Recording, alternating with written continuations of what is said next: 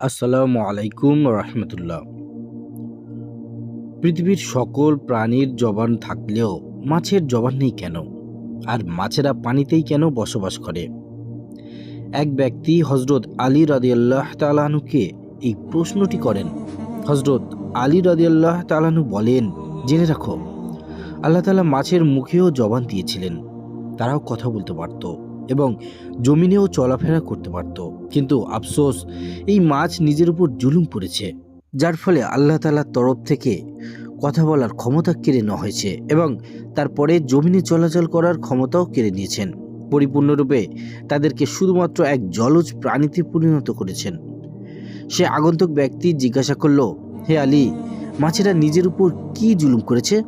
হজরত আলী রাদিয়াল্লাহু তাআলা আনহু উত্তর দিলেন, যখন আল্লাহ তাআলা হজরত আদম আলাইহিসসালামকে সৃষ্টি করার পর সমস্ত ফেরেশতাদেরকে নির্দেশ দিলেন যে তোমরা সকলে আদমকে সেজদা করো। সমস্ত ফেরেশতা হজরত আদম আলাইহিসসালামকে সেজদা করল, কিন্তু ইবলিস শয়তান আদম আলাইহিসসালামকে সেজদা করতে অস্বীকৃতি জানালো।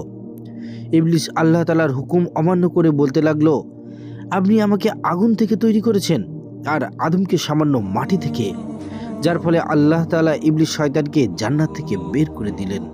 ইবলিস শয়তান জান্নাত থেকে বিতাড়িত হয়ে অভিশপ্ত এবং কুৎসিত রূপে দুনিয়ার জমিনে এসে পড়ল এবং চিৎকার করে জমিনের সমস্ত মাখলুকদের বলতে লাগলো, সাবধান, মানুষ এসে পৃথিবীর বুকে জুলুম অত্যাচার করে বেড়াবে। সেই সময় মাছেরা পানিতে চলাচল করতে পারত এবং জমিনেও চলাচল করতে পারত। তারা উভয় প্রাণী ছিল। তখন মাছেরা কথা বলতে পারত। ইবলিস শয়তান সমস্ত প্রাণীদের মধ্যে সর্বপ্রথম মাছদেরকে কুমন্ত্রণা দিল। ইবলিস শয়তান মাছদেরকে বলল, মানুষ যখন পৃথিবীর বুকে আসবে তখন তারা নিজেদের ক্ষুধা মেটানোর জন্য তোমাদেরকে জীবন্ত অবস্থায় চাকুর সাহায্যে কেটে টুকরো টুকরো করে খাবে। মাছেরা যখন এই কথা শুনল তখন তারা সমুদ্রের অন্য সমস্ত প্রাণীদেরকে মানুষের ব্যাপারে এই সমস্ত কথা বলে মানুষের বিরুদ্ধে সবাইকে একত্রিত করতে লাগলো, যার ফলে মহান আল্লাহ রব্বুল আলামিন মাছদের কথা বলার ক্ষমতা কেড়ে নেন এবং মাছেরা জবান হারা হয়ে যায়। পাশাপাশি মহান আল্লাহ রব্বুল আলামিন মাছদের ব্যাপারে এই বিধান জারি করেন যে মাছদেরকে জবাই করতে হবে না, তাদেরকে জীবিত অথবা মৃত উভয় অবস্থায় কেটে খাওয়া যাবে। অন্য সকল প্রাণীকে আল্লাহর নাম নিয়ে জবাই করার যে বিধান প্রযোজ্য সেটা মাছদের ক্ষেত্রে প্রযোজ্য হবে না, কেননা আমি তোমাদের জীবনকে পানির মধ্যে সীমাবদ্ধ করে দেব। মাছদের উদ্দেশ্যে এই কথা বলা হলো, তোমাদেরকে যখন পানি থেকে ওঠানো হবে তোমরা নিজেরাই ছটপট করতে করতে মারা যাবে।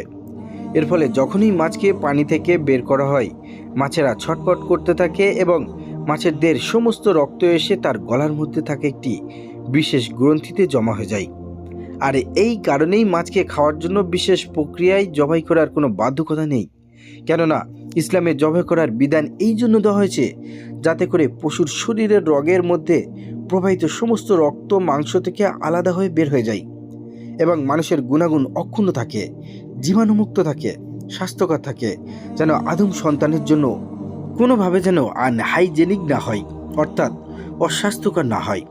আর মাছের ক্ষেত্রে আল্লাহ তাআলার বিধান জারি করা হয়েছে যে যখনই মাছকে পানির ভেতর থেকে উপরে আনা হয় তখন প্রাকৃতিকভাবে মাছ ছটপট করতে করতে মাছের দেহের সমস্ত রক্ত মাছের গলায় থাকা গ্রন্থিতে এসে জমা হয়ে যায় এবং মাছের শরীরের মাংস রক্ত থেকে পবিত্র হয়ে যায়। আর এর জন্য মাছকে কোনো প্রকার নিয়মকানুন পালন করে জবাই না করলেও এটা প্রত্যেক আদম সন্তানের জন্য মৃত এবং জীবিত উভয় অবস্থায় হালাল। সুবহানাল্লাহ।